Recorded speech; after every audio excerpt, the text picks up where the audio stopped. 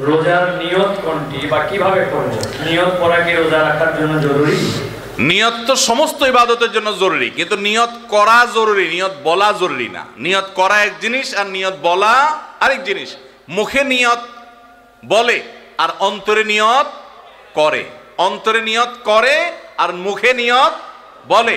ইবাদতের মধ্যে নিয়ত করা ফরজ, রোজার জন্য নিয়ত ফরজ, নামাজের জন্য নিয়ত ফরজ, কিন্তু নিয়ত বলাটা ফরজ বা সুন্নত কোনোটাই না।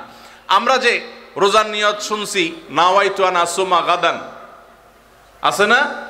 বিভিন্ন আপনার ক্যালেন্ডারেও লেখা থাকে, ভিত্তিহীন। নবী করিম সাল্লাল্লাহু আলাইহি সাল্লামের কোনো জয়ীফ জাল হাদিসেও এরকম রোজার কোনো নিয়তের কথা কোথাও বর্ণিত হয় নাই। ইসলামের নামে নকল আমল করলে সওয়াব হবে না গুনাহ হবে? খবরদার। এই জন্য আমরা মেহরবানি করে, আমি কি জন্য ভোর রাতে উঠছি, সারি খেতে উঠছি, সারি খেতে উঠছি মানে কালকে রোজা রাখবো, এটাই তো আমার নিয়ত, মনের ইচ্ছা আছে, ইন্টেনশন আছে, এটাই নিয়ত। মুখে আলাদা নিয়তের উচ্চারণ দরকার নাই। রোজা রেখে কোনো চুল বা নখ কাটা যাবে কিনা? রোজা রেখে চুল বা নখ কাটা যায় আপনাদের এলাকায়? যায়? আলহামদুলিল্লাহ, সহজ মাসালা।